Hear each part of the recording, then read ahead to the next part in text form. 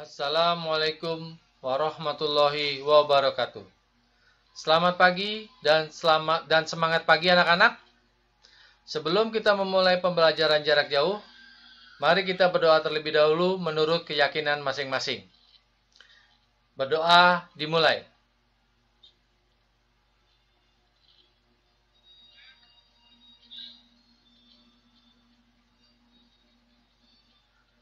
Berdoa selesai.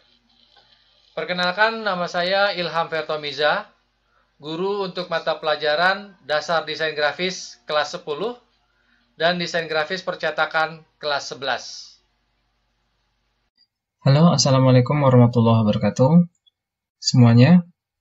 Untuk hari ini kita akan belajar mata pelajaran animasi 2 dimensi dan 3 dimensi, yaitu tentang prinsip-prinsip dasar pembuatan animasi. Jadi kita langsung saja kita bahas materinya.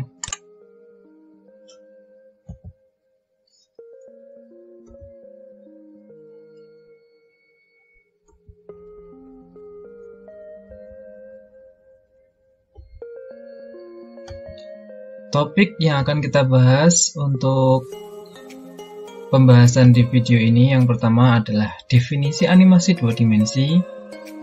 Nanti kita akan bahas sedikit tentang apa itu gambar vektor, kemudian gambar bitmap. Kemudian kita akan belajar fungsi prinsip dasar pembuatan animasi, kita akan bahas sekilas. Kemudian prinsip dasar pembuatan animasi 2 dimensi.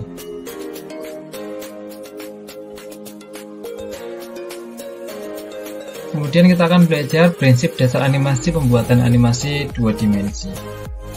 Jadi perkembangan cerita bergambar pada zaman kuno dianggap sebagai cikal bakal teknik animasi zaman sekarang. Hal itu diawali di zaman kuno atau zaman batu sekitar 15.000 tahun yang lalu. Ini dibuktikan dengan ditemukannya lukisan dan cerita bergambar pada dinding gua zaman Paleolitikum.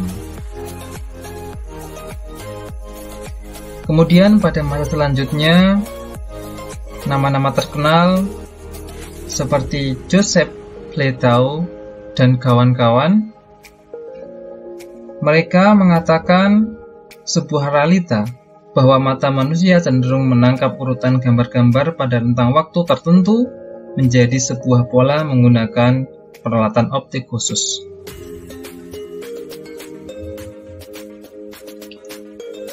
Kemudian kita akan bahas sedikit definisi dari animasi. Kita akan bahas pengertian animasi 2 dimensi, yaitu penciptaan gambar bergerak dalam lingkungan 2 dimensi. Hal ini dilakukan dengan urutan gambar berturut-turut atau frame yang mensimulasikan gerak oleh setiap gambar menunjukkan berikutnya. Dalam perkembangannya bertahap langkah-langkah. Contohnya kita bisa lihat animasi Shinchan yang sering kita lihat di televisi, atau Doraemon, atau Tom and Jerry, Mickey Mouse, dan lain sebagainya, masih banyak contohnya. Itu adalah definisi animasi 2 dimensi. Animasi 2 dimensi ini dibuat menggunakan gambar. Nah, kita akan bahas gambar vektor dan gambar bitmap. Pertama adalah gambar vektor. Gambar vektor adalah gambar yang menggunakan garis dalam menciptakan gambar pada grafis komputer. Dan pada dasarnya, gambar vektor itu adalah garis. Dan vektor dasarnya tidak tergantung pada resolusi, sehingga dapat diperbesar ataupun diperkecil tanpa harus kehilangan detailnya. Kemudian gambar bitmap. Gambar bitmap yaitu gambar yang dibentuk dari komponen-komponen individu yang terdiri dari berbagai garis, bentuk, dan warna. Dan gambar-gambar ini disusun atas piksel-piksel atau titik. yang memuat informasi berupa warna yang akan ditampilkan. Untuk lebih jelas membedakan antara gambar vektor dan gambar bitmap, kita lihat gambar berikut. Jadi kalau gambar vektor itu berupa garis-garis, sedangkan kalau gambar bitmap itu disusun berdasarkan banyak titik. Untuk gambar vektor ketika diperbesar atau diperkecil maka akan sama, sedangkan kalau gambar bitmap ukurannya kalau diperbesar akan seperti ini.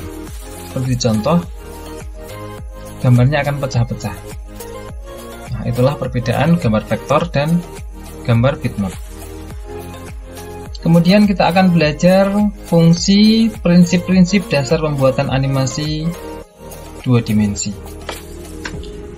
Jadi, sekitar tahun 1930, ada 2 animator dari Walt Disney bernama Frank Thomas dan Ollie Johnson. Mereka memperkenalkan prinsip animasi dengan menulis sebuah buku berjudul The Illusion of Life. Dalam buku tersebut menyatakan bahwa gambar menjadi lebih unggul sebagai media penyampaian informasi karena memiliki makna yang lebih padat dibandingkan dengan tulisan.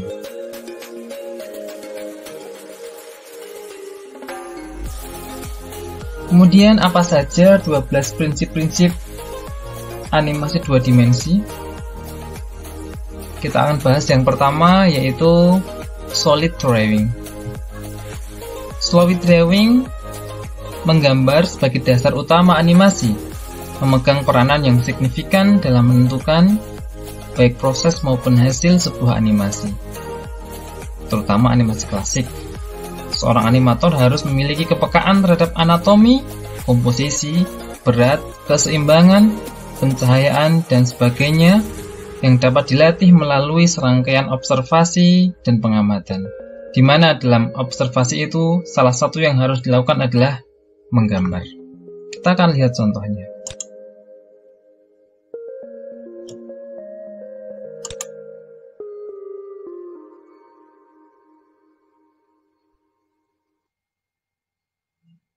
Harus paham tentang bagaimana cara menggambar.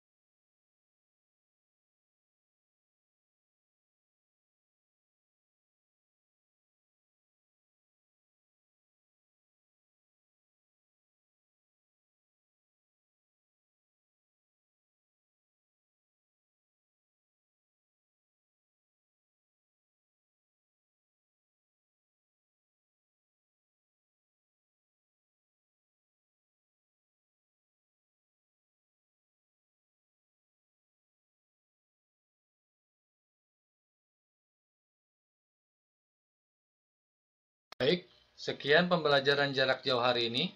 Sampai ketemu nanti di pembelajaran jarak jauh selanjutnya. Tetap menjaga protokol kesehatan, memakai masker, menjaga jarak, hidup sehat dengan memakan makanan yang sehat. Waalaikumsalam warahmatullahi wabarakatuh.